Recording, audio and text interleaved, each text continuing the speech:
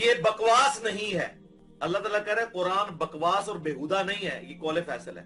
ہاں میں تو بہت کم پھکیے دے رہا ہوں آج، بلکہ میں نے ان کو کہا کہ وہ قرآن پاک میں سورہ طارق میں جو اللہ تعالیٰ نے فرمایا ہے قرآن حکیم میں، اب دیکھیں یہ میں اگر بات کروں تو انہوں نے پکڑ کے کلپ کاٹ دینا. اب یہ نکالے نا کلپ، یہ نعوذ باللہ اللہ تعالیٰ کے بارے میں کلپ کاٹیں گے. اللہ تعالیٰ نے فرمایا قرآن کے بارے میں انہ لقول فصل، قرآن جو ہے یہ فیصلہ کن قول ہے، یعنی یہ پرپس فل چیز ہے. جو یہ بات کر رہا ہے یہ اتنی مضبوط ہے. وما ہوا بالحزل، اب حزل کا ترجمہ یہ بھی بنتا ہے یہ بےہودہ بات نہیں ہے، یہ بکواس نہیں ہے. اللہ تعالیٰ کہہ رہا ہے قرآن بکواس اور بےہودہ نہیں ہے. یہ قول فیصل ہے. اب اللہ نے کہا کہ نہیں ہے، یہ تو نہیں کہا کہ ہے. وہ کہیں گے نہیں یہ تو فرضی جملہ ہو گیا کہ قرآن بکواس نہیں ہے. جب قرآن بکواس ہے ہی نہیں ہے تو کہنے کی ضرورت ہے کہ بکواس نہیں ہے، بےہودہ نہیں ہے. یہ تو توہین ہوگی. ڈنگر ہیں، ان کو بالکل بیسک بھی نالج نہیں ہے قرآن و سنت کا. آپ کے سامنے قرآن اسی طریقے سے جا رہا ہے کہ جیسے کوئی آپ کے سامنے فرینچ زبان کے اندر آ کے آپ کو گالیاں نکالنا شروع کر دے. محمد علی جیلمی ہے جو کہ ایک جاہل چھوکرا ہے. حافظ عمر صدیق صاحب کی طرف سے ذرا یہ لینگویج سنیں، ان علماء کی لینگویج سنیں. یہ انجینئر محمد علی مرزا ایک جاہل چھوکرا ہے. الفاظ دیکھیں، حالانکہ مجھ سے وہ 5-7 سال ہی بڑے ہوں گے، اس سے زیادہ بڑے نہیں، لیکن یہ الفاظ ذرا آپ دیکھیں کس طرح کی بازاری لینگویج استعمال کی ہے. پروفٹ کے مقابلے میں کھڑے ہوئے تھے اور انہوں نے اپنی پبلک کی مت مار دی. 10 یہودی بھی ایسے نہیں تھے جو آپ پہ ایمان لائے ہوں آپ کی مبارک زندگی کے اندر. وہ کہتے تھے یہ کل کے چھوکرا آ کے ہمیں بتائے گا، وہ کہتے تھے یہ کل کے چھوکرا آ کے ہمیں بتائے گا. ایک میرا کلپ کاٹا جی چھوکرے کا لفظ استعمال کیا. یہ کوئی نیگیٹو ورڈ ہے؟ ہمارے سب کانٹیننٹ کے معاشرے کے اندر آپ پوچھ کے دیکھ لیں، جو چھوٹی عمر کا جو ینگ بوائے ہے اس کو چھوکرا کہا جاتا ہے. یہ کوئی نیگیٹو ورڈ نہیں. یہ اس طرح کی جب آپ چولے مارتے ہیں نا تو یہ آپ اپنی شکست کا اعلان کرتے ہیں کہ ساڑھے پلے کوئی شے نہیں، جو چولہ ہی سنو ساڑھے کو سناؤ اور چولہ وہ بے عزت. پہلی روایتوں میں یہ بھی ملتا ہے کہ اس زمانے میں کوئی ہارون نامی بندہ ایسا تھا جو بدکار مشہور تھا، اس کی طرف حضرت مریم کو منسوب کر دیا گیا کہ تو بھی اسی پہنی نکلی ہے نا، جو کاموں نے پایا تو بھی وہی پایا. ٹھیک ہے، یہ جھوٹا الزام کے طور پہ. عقبہ بن ابی معیط نے لا کے ایک اوجڑی اونٹ کی اتنی بھاری اوجڑی نبی علیہ السلام کے مبارک گردن پہ رکھ دی جب سجدے کی حالت میں. آج علیہ السلام سے اٹھنے نہیں ہو رہا، اتنا وزنی. عبداللہ بن مسعود کیا صحابی نہیں تھے یار؟ باقی صحابہ حضرت ابو بکر وہاں موجود نہیں تھے؟ کی صحابہ حضرت ابو بکر وہاں موجود نہیں تھے؟ کی صحابہ حضرت ابو بکر وہاں موجود نہیں تھے؟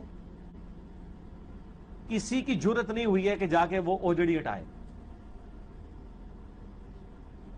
صحابہ نے جا کے حضرت فاطمہ کو کہا کہ یہ اوجڑی ہٹائے، کیونکہ سب کو یہ پتا تھا کہ پھینٹی لگ جائے گی وہاں پہ، کیونکہ سب کو یہ پتا تھا کہ پھینٹی لگ جائے گی وہاں پہ، کیونکہ سب کو یہ پتا تھا کہ پھینٹی لگ جائے گی وہاں پہ.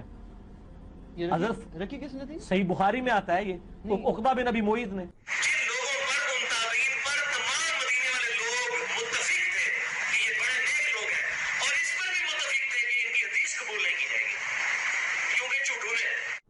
پھر سورۃ الحاقہ میں اللہ نے فرمایا کہ اگر یہ نبی اپنی طرف سے کوئی بات ہماری طرف منسوخ کر دیں جو ہم نے وہی نہیں کی تو ہم ان کا دایاں ہاتھ پکڑ کے ان کی شارک کاٹ دیں اور کوئی تم میں سے اس نبی کو ہم سے نہ بچا سکے. اور یہ خبیث 100 کارڈ عاشقان رسول ٹوکے اٹھائے ہوئے یہ ان آیتیں پڑھنے میں ہمیں گستاخ رسول کہتے ہیں. ان کے ڈنگر پن کا آپ اندازہ کرتے ہیں. تو اس لیے خدا کے لیے ایک غریب تو بدتمیز الف بے نہیں آتی دین کی، نہ قرآن پڑھا نہ سنت، نہ تمہارے ان بزرگوں نے قرآن و سنت پڑھا. تو یہ میں نے بتایا کہ یہ اہل سنت اور اہل تشیع کے درمیان کامن ہے کہ سیدنا ابوبکر صدیق رضی اللہ تعالیٰ عنہ آپ صلی اللہ علیہ وسلم کے یار غار ہیں. اور اب سیدنا ابوبکر صدیق رضی اللہ تعالیٰ عنہ اس آیت کے تحت آپ صلی اللہ علیہ وسلم کے صحابی ہیں، کیونکہ یہ اس میں کیا الفاظ ہے؟ اذ یقول لصاحبہ، کہ جب وہ اپنے صحابی سے کہتے تھے، ساتھی سے.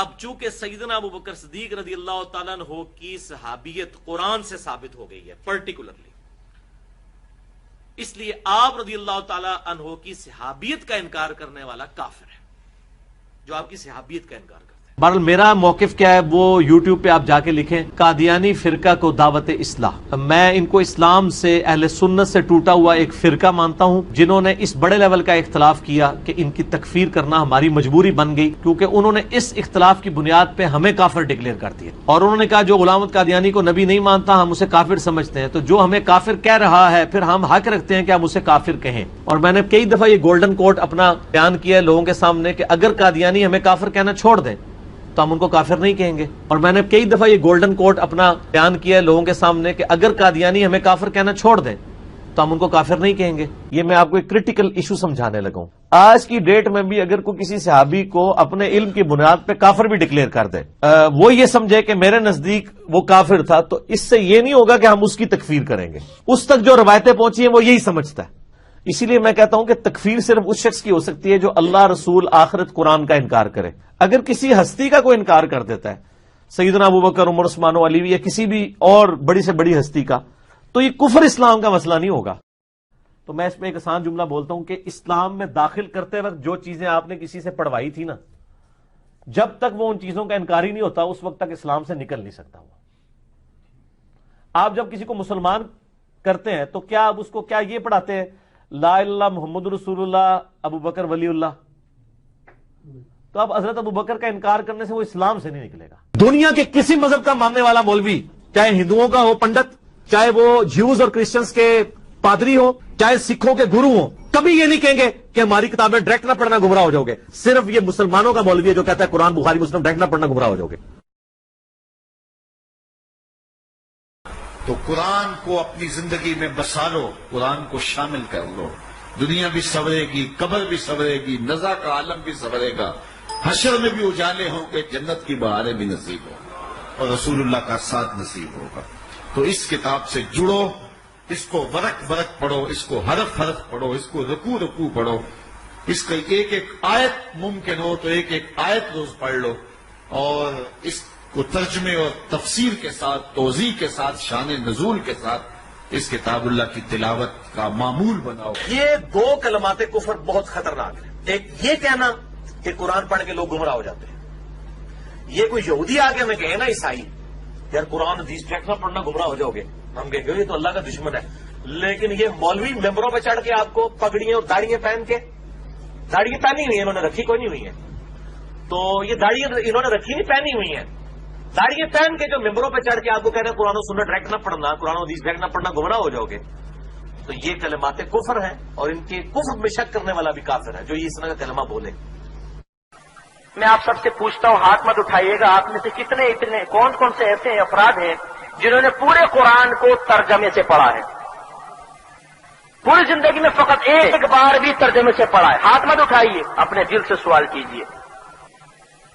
अल्लाह ने ये किताब इसलिए दी थी कि इसको लपेट कर चूमो, आंखों से लगाओ, जुज़दान में लपेट के ऊपर रख दो, या सिर्फ इसकी अरबी इबारत पढ़ो, चाहे तुम्हें पता चले ना चले कि तुम्हारा रब तुमसे क्या फरमा रहा है, इसलिए किताब दी थी। हमने किताब को डेकोरेशन पीस बना दिया। चूमो, आंखों से लगाओ, सर पर रखो, जुज़दान में लपेटो, पर रख दो। नबी करीम ने फरमाया दो चीजें छोड़कर जा रहा हूं, इनको मजबूती से थामोगे, मुराद क्या है, पढ़ोगे, समझोगे, मकसूद इलाही मुतय्यन करोगे, अल्लाह ताला के अहकामात पे तवज्जो करके अपने नफ्स को, अपनी ख्वाहिशात को उन अहकामात के ताबे करके उन्हें पूरा करोगे, तब हिदायत पा जाओगे।